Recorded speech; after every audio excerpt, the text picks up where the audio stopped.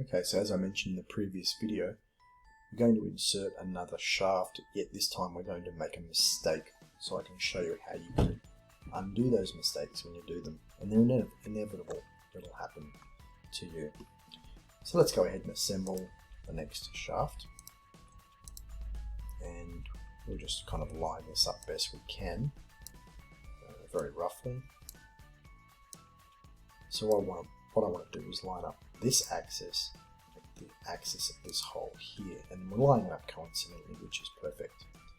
Then what I'm going to do is line up this surface, and this is where I'll make the mistake.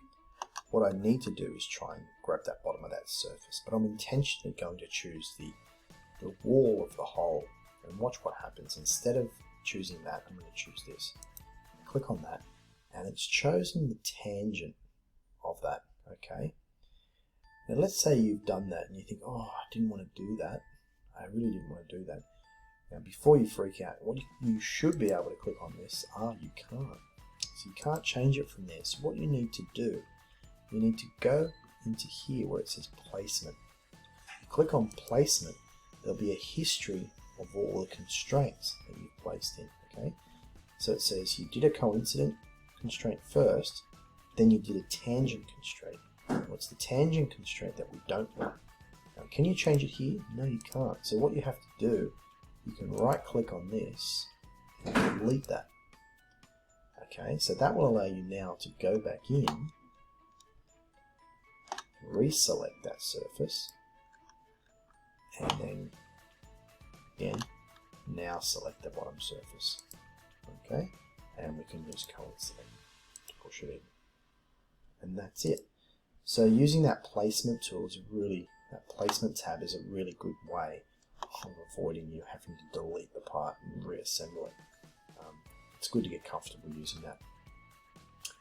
Okay, I'll just quickly go ahead and bring the next shaft in, just so you can see me do it.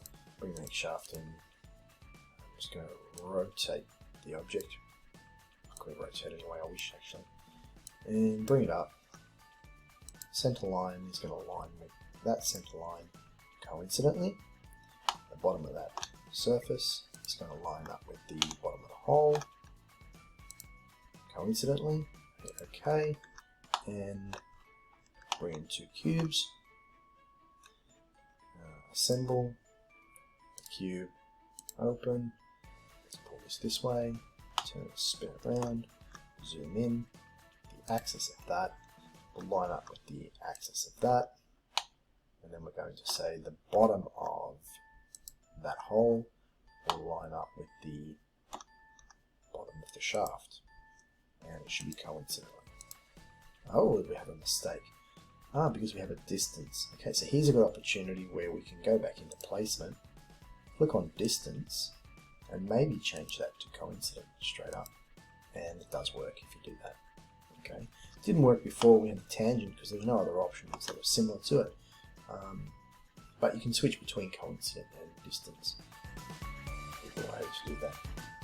Okay, great. And let's bring in another cube. I'm just going to do two more. Bring in the cube, push it this way, grab the center line of that, and we'll line it up with the center line of this shaft, and make it coincident, so they line up, and then we'll say the bottom of that hole is going to line up with the bottom of that shaft. Shaft here, and we'll make it coincident. Nice. And lastly, let's insert another shaft. And we'll push the shaft this way. We'll line up the axis of that shaft with the axis of this hole here. They're coincident, that's great. Turn it around, and we'll say the bottom of that shaft is going to line up with the bottom of that hole. It's coincident, it's gold. Perfect. And there we have it.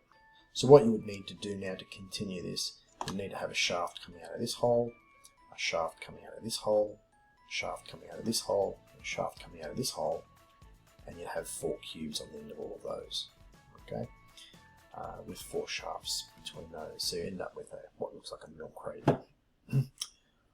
Okay,